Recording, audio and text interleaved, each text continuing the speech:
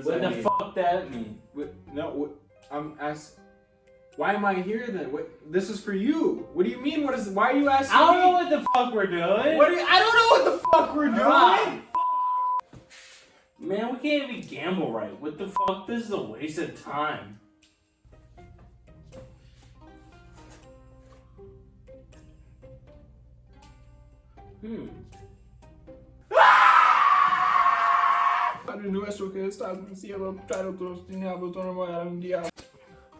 It's just a flyer. Road race.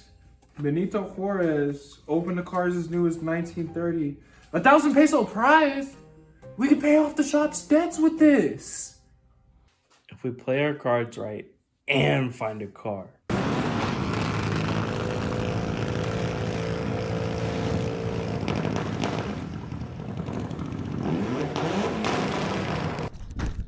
Hello, welcome to the channel.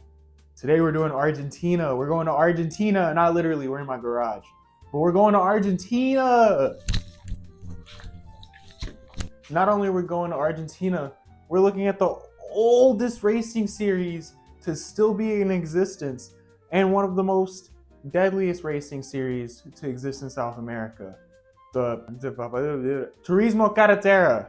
Yeah, there we go. There's 2 R's. You're supposed to roll it when it's 2 R's. I learned that in 9th grade Spanish class. The Argentine Automobile Club was founded June 11th, 1904. And by 1906, oversaw Argentina's first automobile race. And by 1937, they decided, hey, let's turn this into a series. You know, popularity is growing. Let's make a series out of it. And they created the Campeonato Argentina de Velocidad, right?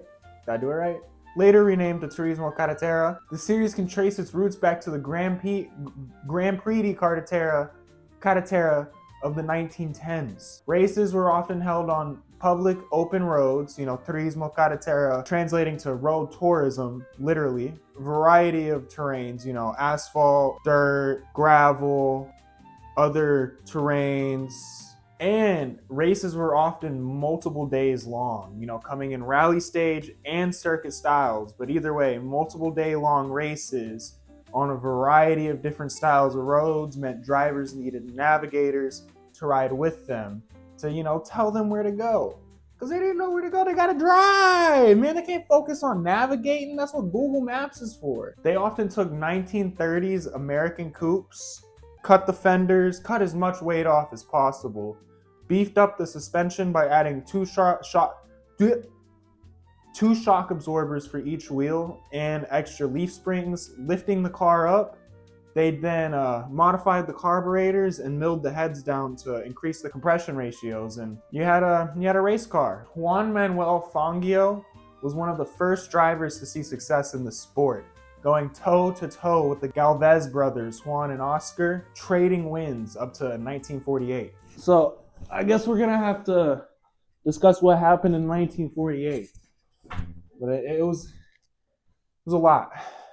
See, the Argentine Automobile Club had a dream to unite South America under a road race. And in 1948, that dream would become a reality. Starting at midnight in Buenos Aires, Argentina, this race would run up Bolivia into Peru, crossing the Andes for a coastal run up Peru, to cross again into Ecuador, through Colombia, and eventually ending in Caracas, Venezuela. Caracas. I need some crackers. This would be a journey totaling 9,576 kilometers, about 5,950 miles, or about 942,475,000, right? No, 94,247,500 McDoubles.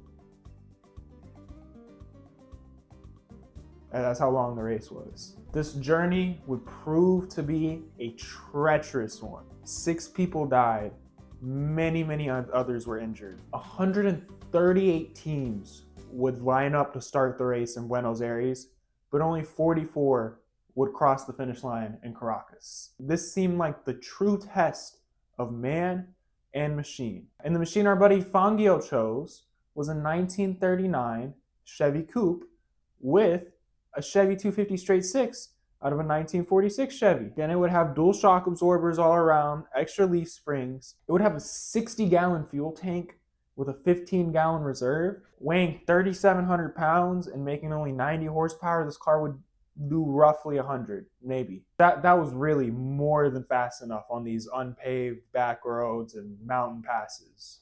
October 20th, midnight. The first cars roll off the start line in Buenos Aires. This first stage would be one of the longest, with just over 1,000 miles from Buenos Aires to Salta. Jose Frolion Gonzalez took start in a Chevy, but withdrew shortly after allegedly he didn't realize the race was going all the way to Caracas. He called everybody insane, he packed his shit up and went home. Juan Galvez led the way early on in the race, but broke his differential, costing him 4 hours and that first stage win. Oscar went on to take the win, with Fangio's Chevy teammate Domingo Marimon taking second, and Juan got third. Unfortunately, 2 spectators would die in the first stage of the event. One when Octavio Moretti lost control of his Chevy and went into a crowd of bystanders. And another when allegedly a drunkard crossed in front of Daniel Musso's Ford, getting killed. A distressed Daniel Musso retired right at the end of the stage. Stage 2. Stage 2 took the cruise from Salta to the Argentine border town of La Quica. It's a fun name to say. I want to live in a place with a fun name. La Quica. It's like people that live in Arkansas, in Illinois. This is a much shorter stage consisting of mainly country gravel roads. Oscar would go on to score his second win in the second stage of the event, solidifying a pretty early lead. Stage 3. 94 crews crossed the La Quica River into Bolivia to recommence the race from Villazon. Villazon? There's 2 L's, so it... Harping back to 9th grade Spanish. Is it Villazon or Villazon? Y'all let me know. The 460-kilometer route to Potosi was very treacherous. At over 3,000 meters above sea level, this route unfortunately would go on to claim the lives of the Ford team Julian Alguea and Heriberto Roman after they failed to negotiate a hairpin turn outside of the town of Colpita and fell nearly 656 feet into a ravine. One of the driver's brother-in-law, who was competing as a co-driver for another team, immediately withdrew from the race upon hearing the news. Oscar Galvez will go on to have a 3rd straight win in a row, ahead of Pablo Grillo and our buddy Domingo Marimon in 3rd. Stage 4. From Potosi to La Paz. I'm assuming this is another short route. Actually, I got the map. Why don't I tell you right now? I'll put it in post. I don't have the map. But Juan Galvez would have a win here. He would steal a win from his brother when his brother Oscar would hit a rock, damaging his steering rack. But he would still be in the race, and I believe he would still maintain an overall lead at this point. Obviously, he had fucking 3 straight wins in a row. I don't think we're beating Oscar. Stage 5 is when Fangio starts to reel him in. I don't know, dude. Do I look like a country boy to you? I've done some fishing before. I've done some fly fishing before in my life, too. That shit's hard. That's that shit where you go. Juan Manuel Fujiwara would go on to pass 30 cars over the Andes Mountains. Andes Mountains mints. Andes mint. I love those mints, dude. But Fangio would pass over 30 cars over the Andes Mountains to take the overall win in the stage and rejoin the competition in 40th. 4-0.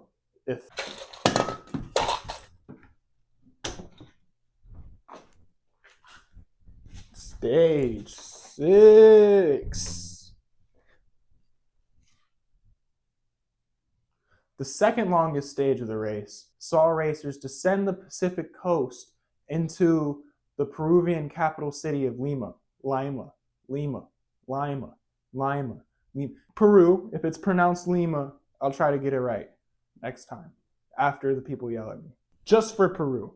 Fangio continued to apply that pressure until a rollover near Nazca caused him to have to back off a little bit. Despite that, he still finished the stage in 23rd, sitting 6 hours behind Oscar in first, who would go on to claim another win this stage. Fangio was getting hungrier for a win. His little tummy was.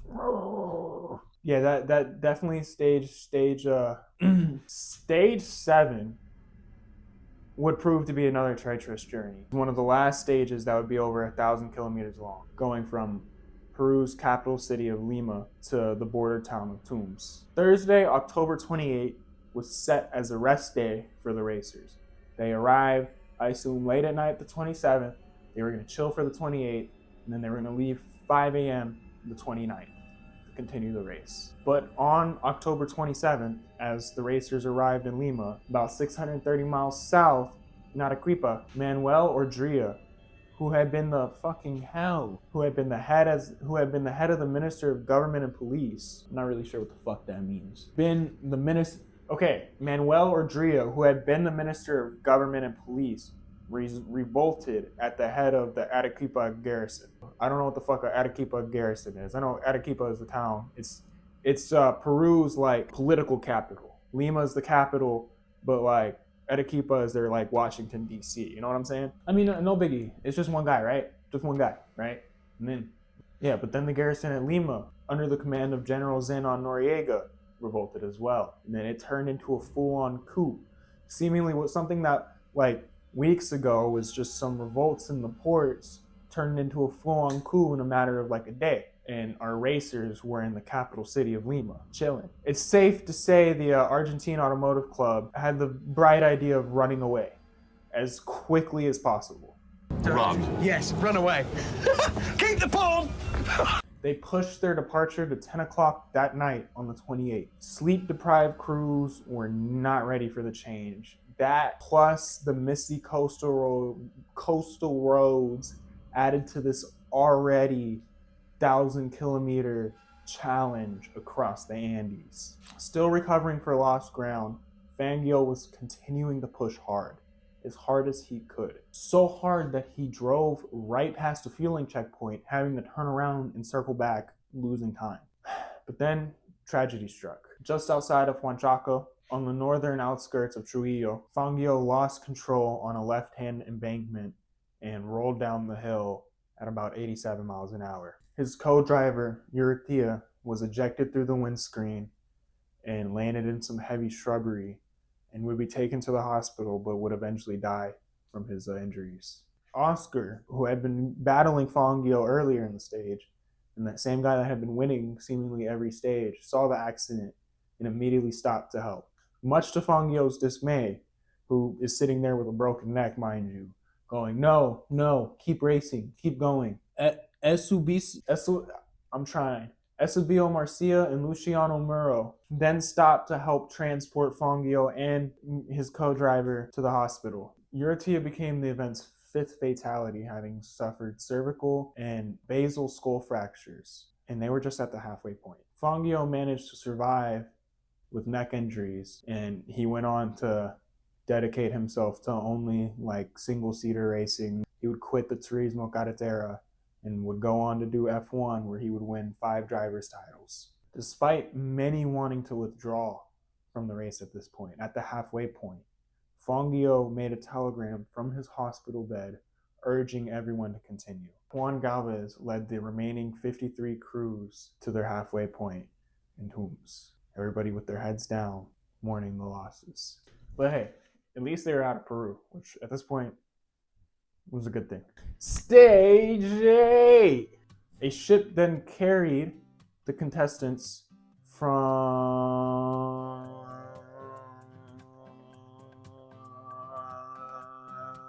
to the Ecuadorian port of Guayaquil, where they resumed the race en route to Quito. Juan Galvez made it back-to-back stage wins to reduce his brother's lead to 1 hour and 11 minutes. Once the rally arrived in Quito, everybody kind of just looked around and had the same realization. They were broke. They ain't had no money. Therefore, the Argentinian president at the time, Juan Perón, personally decreed a donation of 100,000 AR to the racers. Whatever the fuck that is, I don't know. Since I'm gonna mention something dope that Juan Perón did, it's very important that I also mentioned that Juan Perón also thought that it was dope to give, people Germans after World War II, certain Germans after World War II, a place of refugee. Like Adolf's guys, those guys. He gave them a place of refugee after World War II. That's kind of why Argentina has that whole thing. That's why they're known for that. Soon, we arrived at a rather Germanic-looking town. Juan Perón also felt like the United States should have joined the war, World War II, on the Axis power side in order to defeat communism. The Soviet Union, the people that defeated Germany in World War II, he felt it was more important to take them out than it was Adolf's guys. I don't know if I'm allowed to say that on YouTube, so I'm not. But you know who I'm talking about. Back to the cars. Going from Quito to Pasto, Oscar led his brother over the border to make a 1-2 finish for Ford. More spectators unfortunately died this stage. One, when Victor Garcia spun into a crowd, killing, I believe, 1 and injuring 4. Meanwhile, a wooden platform overlooking the finish collapsed, injuring a few other spectators, but none were killed, as far as I know. Stage 10, a mountainous route from Pasto to Cali, proved to be the race's slowest, with Juan Galvez winning with just an average speed of 39 miles an hour. Stage 11, a low-altitude Andes pass from Cali to Bogota. The Galvez brothers would continue their dominance this race, absolutely fucking dog-pounding the competition, bro. Just fucking... They would go on, Oscar would win another 1-2 for the brothers. Stage 12. Following a rest day in Bogota, crews traveled through the mountains to Cúcuta on the border with Venezuela, with Juan Galvez claiming his 5th stage win. Stage 13. This would be the second to last stage. This stage crossed the border into Venezuela and onto the town of Valera. Oscar would claim his 7th stage win as his brother Juan would drive off into an embankment. Oh, there. Oh, man. But he would recover, losing 2 hours of time and ending the stage 2 hours and 25 minutes behind his brother, meaning he was only 25 minutes behind his brother before the accident. Salvador Ataguille finished the stage in a surprise 2nd, consolidating his place in the top 10, but still a long way behind the 3rd place of Domingo Merimon, who himself was some 5 hours off of the lead. Entering stage 14, the last stage of the race. Oscar was in the lead with 7 stage wins. Juan, 2.5 hours behind with 5 stage wins. And then Domingo, 5 hours behind the leader in 3rd place. And our buddy Juan Manuel Fangio retired some 6 stages ago. Now I heard somewhere, I don't really remember where, but let's just say a little birdie flapped down and told me that Domingo Merimon would have been a lot closer to the lead, if not had the lead, if he didn't consistently stop to help broken down or crashed racers. It didn't matter if they were on his team or not. Anybody he saw in distress, he would stop and help. Unfortunately, that put him in 3rd place going into the 14th stage, but here we are. Stage 14, the final stage into the Venezuelan town of Caracas. Caracas. Caracas. Caracas. Caracas. I need me some Ritz crackers right now. Proved to be a dramatic one. Juan Galvez, who was 2 hours behind his brother, pushed to the lead of the stage. At the halfway mark, entering San Rafael de Anoto, Juan misjudged his speed over a series of speed bumps and crashed, breaking his differential right as soon as he got the lead. Now, there were signs warning the racers of these speed bumps and to slow down for them. They put them up the night before the stage. Unfortunately, spectators came through afterwards and took the signage down. I'm not sure why. Our boy, Domingo Merimon, saw what happened and used his car to block the road in order to force any other competitors coming to help. Victor Garcia managed to just drive around the zone and went on to win the stage, being the 4th person in the whole event to win a stage. I'm talking 14 stages and only 4 people won a stage.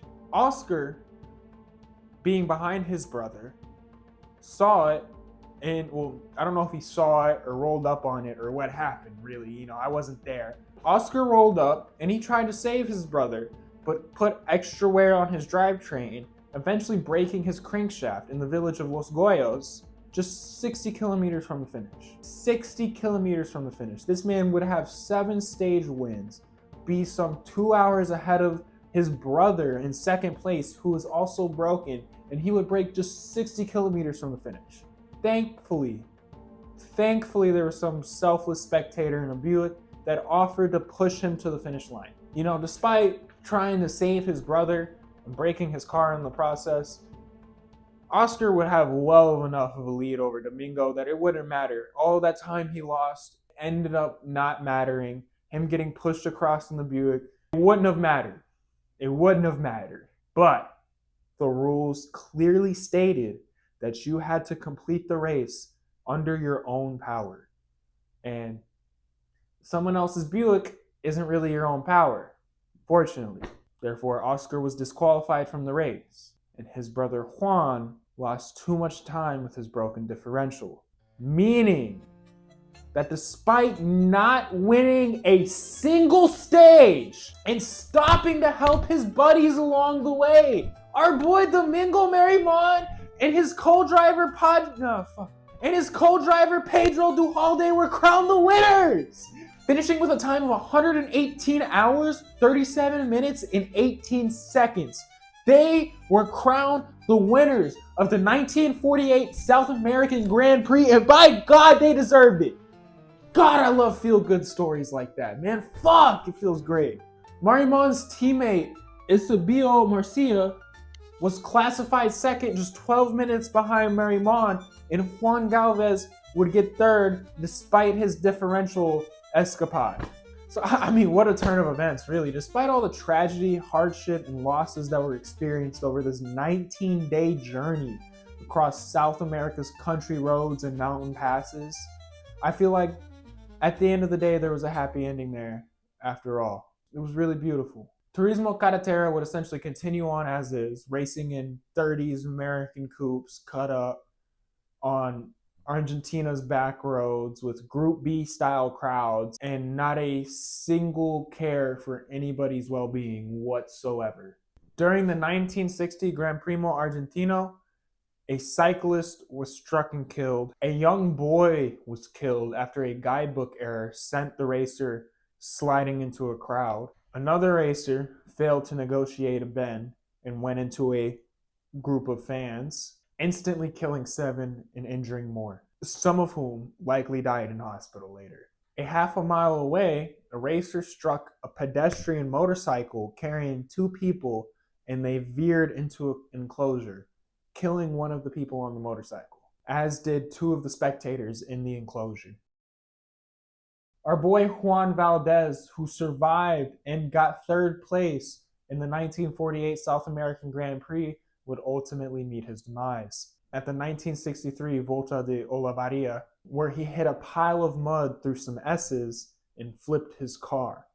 Not wearing a seatbelt, he was killed instantly. 2 people would even roll their car and die at the memorial race held for Juan 2 months later.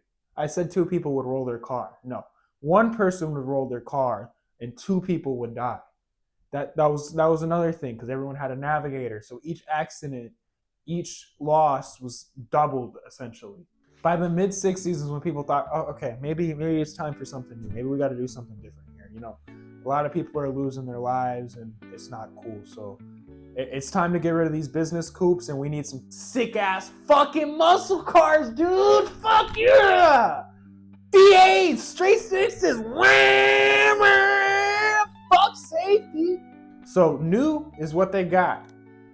With IKEA, which is Kaiser of Argentina, they co-developed the Torino with Renault, which would go on to be a very popular car in Turismo Carretera and would also be known as Argentina's like car.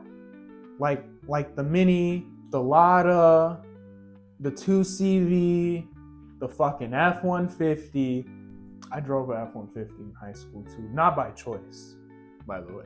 Dodge would go on to introduce the GTX. They like had this revolutionary new design called the Dart, and they thought how to make it more revolutionary, but by putting square headlights on it. And then they were like, and they created the GTX. And that would be another crazy contender in Turismo Carretera, along with the Ica Torino and Ford's offerings, which I will probably get to, maybe. I don't know, I'm kind of tired of talking about Ford. Like, y'all think I probably talk about Ford a lot because I like Ford, but in reality, I talk about Ford a lot because I don't like Ford. Ford is the most racist of the car companies, too. And the most anti-workers' rights, bro. He paid people to moir. Oh yeah, Chevy, that makes sense. That's like cheap and easier to work on and faster. But like, no, we gotta like Ford.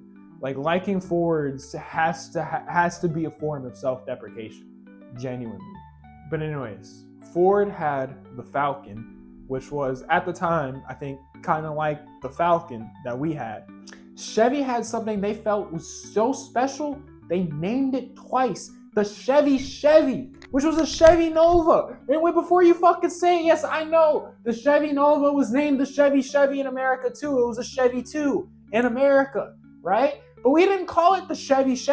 We didn't call it the Chevrolet Chevy. We didn't call it the Chevy 2. We all called it a Nova. We all called it a Nova so much by the second generation. Like, yo, you know what? Maybe that was fucking stupid. Let's just take the trim level Nova and make that the name of the car instead of calling it a Chevy 2. Maybe it was inspired by that, right? No, it wasn't, because that first generation Nova was called the fucking Chevy 400. And it wasn't until we renamed it the Nova that they were like, yeah, let's call it the Chevy. And they dropped the 2. Back to that Ica Torino, a race car specifically designed for the Turismo Carretera would be designed based on that Ica Torino that they would call the Libres Torino. I'm just gonna call them Kaisers. I'm not saying Ica anymore. I'm sorry. Libres Torino started as Kaisers with a reinforced fiber front end that was more aerodynamic and modified suspension pickup points. But they would be turned into full tube chassis race cars with double wishbone suspension, front and rear, a chopped Renault Dauphine roof that was turned into a shooting brake. The engine was moved farther back, the seats were moved for better weight distribution, and just like the whole 9 yards. 12 yards? What does that mean? I was never into football. What does the whole 9 yards mean? We got dozens, why isn't it 12? Like 10? Why is it gotta be 9? Being powered by a Jeep Tornado 4-liter straight 6, this would set the blueprint for what Turismo Carretera cars would become. Through the 60s and 70s, Ica Torinos, who represented Kaiser and more importantly, Argentina as a nation, would trade blows with Ford and Chevy and Dodge. Ford would partner with a company called Boffer. Chevy would go absolutely nutty with it, partnering with whoever they could fucking stick a motor in. Chevy would even go on to take one of Ford's prototypes and put a Chevy motor in it and race it more successfully than they did. Let's look at some of those concepts now. Ford would start 2 steps behind with the Mazzoli brothers Galera and Eduardo Casas El Tractor. Therefore, Ford decided it was a smart idea to team up with Boffer. They made a purpose-built body, put it on a Model T chassis. A Model T chassis. Let me repeat that one more time. A Model T chassis. Gave it double wishbone suspension all around, a 292 V8, making 380 horsepower and a 2,000-pound shopping cart. This bitch went fast into walls and killed people viciously and in big fireballs, usually. The body was made of a highly flammable polymer that would engulf in flames in a mere seconds, and there were 2 gas tanks that were located alongside the doors of the car. essentially meaning that you were the charge in this homemade bomb from Ford and Boffer. The polymer is probably Boffer's fault. I'm blaming Ford for putting the gas tanks in there. That sounds like some fucking Ford shit. It's safe to say this car killed some people for sure. Enough for Ford to temporarily remove from the series. Chevy had a bit more success, with their first prototype being the Chevy2, which was an American first-gen two-door Nova with Chevy 250 straight six out of Argentina's Chevy 400, which is Argentina's first-gen Chevy Nova. This car would eventually get double wishbone suspension all around, aerodynamic front clip and tail, and would eventually get a Barracuda-style rear hatch. The Chevy 2 saw mild success and would eventually get replaced by the Chevy Tress, or the Marcos Chevy. This being a fully custom car, and one of the only fully custom cars in Turismo Carretera. I mean, custom body, custom frame. It would have a Chevy 250 straight six in it, front suspension being from a Kaiser Bridgentine, and the rear suspension being from a Chevy 400. Then they had La Garrafa, which raced alongside the Chevy 2, which is another tube frame shooting brake thing with double wishbone suspension all around, and either a 250 or 230 Chevy straight six. I don't know. I'm getting conflicting information on it. I'm doing this at the best of my capabilities here, which is the couple hours I have after each work shift. Then there's the Chevy Barracuda, which is a Plymouth Valiant 4 that was cut up and made to look like a first generation Plymouth Barracuda. So why the fuck is it called a Chevy? Now this car was obviously meant for Dodge teams to pick up, but for some reason none of them did, and the car ended up getting a Chevy 250 straight six, ended up getting picked up by a Chevy team. Therefore, it is called the Chevy Barracuda, even though it is a Plymouth Valiant made to look like a Plymouth Barracuda. Torino Naranja.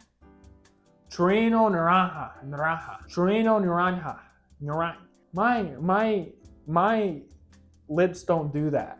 Yo necesito uno momento. Naranja, or Fast Orange, or Orange Chevrolet, was that Boffer Ford from earlier that sat for a while because Ford wasn't fucking with it anymore. It killed a lot of their people. They were like, yo, we're not fucking with you, bro. Some dude from Chevy team picked it up. He took the gas tanks out of the doors and put it in the rear, and then he fireproof kind of the rear by making it out of steel instead of a highly flammable polymer that would engulf in flames in a mere seconds. And then he put a Chevy 250 i6 in it and won some motherfucking races. That's all this car needed to be competitive. All you had to do was just unford the Ford and it's a good car. Maybe that's why I like Fords, cause like deep down they're a good design, but you just gotta unfuck it up. It's like a puzzle piece, right? It's like Legos. It's like there's something cool in there, but you gotta fix it first. There was Golden Thunder, which was Orange Thunder, but gold. And then finally, La Nova Naranja, which was that Libris Torino Mark III that we talked about earlier. But then instead of a Jeep 4-liter, they put that Chevy 250 i6 in it, painted it bright orange, put a big ass fucking spoiler on it. I mean, up here, bro, on some fucking, what is it? Chapel Roan cars. You know what I'm talking about? Chapel Roan cars? Anyways, this prototype period would eventually end and would be birthed into another sport, TC 2000, and that would get changed into a whole other thing. I could talk about that for a little bit, but I'm probably not really going to. But just know that TC 2000 started as the continuation of their prototype thing, but eventually just turned into, what the fuck is it called? Touring cars. It just eventually turned into a touring car series by 97. If you want to see some like different, not just Argentinian like stock car styles cars race, TC 2000 is the place for you. because they had a wide variety, Renaults, Peugeots, Fiats. But yeah, that's TC 2000. Back to what we're talking about. After this prototype period, Turismo Carretera would find a formula, which is muscle cars with straight sixes, with funky ass air, with like slant noses, funky ass air cleaners up front that look like goddamn Squidward's nose. Ica Torinos, Dodge GTXs, Ford Falcons, and Chevys absolutely dominated this series. Which, again, like I said, if you want a bit more variety, you might want to look into TC 2000. But that has a lot shorter of a history. I couldn't really make a whole video out of it. It is an interesting sport, though. I think you should look into it. Dodge GTXs dominated so much that TC allowed Ford and Chevy to run 10-to-1 compression ratios instead of the normal standard 9-to-1 in order to compensate, which then just tipped the scales the other way until they decided that, okay, Ica and Dodge both planned to just start using Jeep Cherokee 4-liter straight sixes in order to balance things out. By 1988, semi-permanent road circuits made up half the calendar. Although at this time, they were much shorter. They weren't going for days long, and they were mostly paved at this. The need for a navigator was less and much more. In fact, the only reason they really kept a navigator was for tradition purposes. On lap 14 of 21 of the 750th Turismo Carretera race at the Circuito Semipermanente Benedicto Campos, Edward Caparro's car blew a tire, causing him to veer off the road, crashing into the crowd. He demolished a caravan, parked car, and flattened a tent before his car dug into the dirt, rolling 5 times. Eduardo would go on to survive the accident. However, his co-driver, Alberto Baioli, would not. Neither did 12 spectators and an unborn child. Semi-permanent circuits would now be closed off to spectators after this. However, they would still exist, and so will the navigators. During the Vuelta de Lobos in 1992, Roberto Moras, a frequent frontrunner of the event, felt a problem where the front left suspension of his car would just give out, and they didn't have time to fix it before the event. So he went and he raced with that issue, and it happened during the race, causing Morris to skid into a dirt wall, hitting it so hard that it would shatter his roll cage. He would die on the spot. His co-driver, Amadeo Gonzalez, would die a few days later in hospital. In 1994, Osvaldo Moresi slipped in another car's oil, causing him to veer off the track and hitting a dirt wall in a very similar manner. He was pronounced dead a few hours later, and his co-driver, George Marseca, would die a few days later in hospital. That was the final domino that led to the end of the semi-permanent road circuits. So that meant Turismo Carretera, the race that literally translates to road tourism, would no longer be held on public roads. I mean, it was losing its meaning, but it seemed to be for the better. However, they would continue to keep the co-drivers. Yes, that means they're racing only on permanent circuits at this point, still with co-drivers. During a practice session for the round of Raffaella in 1998, Raul Petrich told his team that he felt an issue with the undercarriage of the car. His normal co-driver hopped out, and a chassis expert, Oscar Lafero, hopped in. On the last lap of the day, however, the Dodge went straight on into a corner, hitting the wall. And at Raffaella, the tracks, and a lot of the tracks in Argentina at the time, were very outdated in terms of safety and safety barriers and things like that. So the guardrail that was already loose broke off, going into the cabin, violently killing both occupants. TC Pista, which is the feeder series for TC, it's like a FD Pro 2, right? Or Pro Spec, I guess is what they call it now. But TC had a race at Raffaella in 2006. Alberto Noyes spun his car in a chicane and was T-boned by Hugo Fallanas. Both Noya and his co-driver Gabriel Miller died. This made them think, okay, maybe it's time to do away with these co-drivers. I mean, after all, we are racing on permanent race courses. You know, you could just run the track beforehand, learn the layout beforehand. After all, there's only one way to go, so you really don't need a navigator. And they thought, you know, maybe, you know, we should do away with the navigators. We've had them since fucking 1908 or whatever, 1904. It's 2006 and a bunch of people have died. Maybe it's time to do away with the navigators. But it took the death of Guillermo Castaños in 2007 for the decision to be cemented, which is kind of weird because that accident and what happened in 07 was the Guillermo Castaños was trying to avoid an accident when he himself got hit and his car engulfed in flames and he died. But his co-driver survived. But again, they figured it was too close of a call or something, and that was their deciding factor to do away with the co-drivers in 2007. Nowadays, TC still exists as a form of stock car and even uses the NASCAR playoff system for some fucking weird reason. I don't like, even in America, we know dude, I don't care about NASCAR. I don't watch NASCAR. The only things I know about NASCAR are turn left and do it for Dale, right? But even then, I know the fucking playoff system sucks and it's just a desperate attempt at clawing back a fading viewership that's never gonna come back. Till you make some serious changes to the sport that NASCAR is not willing to change, and the playoff system is not one of those changes. TC would continue to use these 70s styles muscle cars with a more uniform but equally goofy bodies with, you know, the continuous arrow fronts and Squidward's nose and shit. The Ica Torinos, Ford Falcons, Dodge GTXs, and Chevy Chevys would continue to dominate this event. In 2022, Toyota joined the series with their Camry, which made TC rush to modernize and dumped all these old 70s style muscle cars for newer Camaros, Chargers, and Mustangs. Boo! Let's hope they're safer though, for real.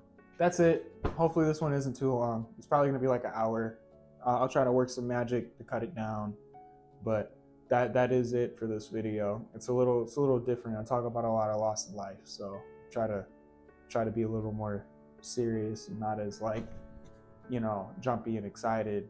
But I hope you still enjoyed it. I think it was an interesting story either way, and I love you. Good night.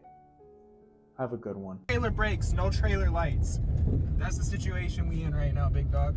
Hey, we reflective though. We reflected. We got Christmas we reflect in magnets. that aura.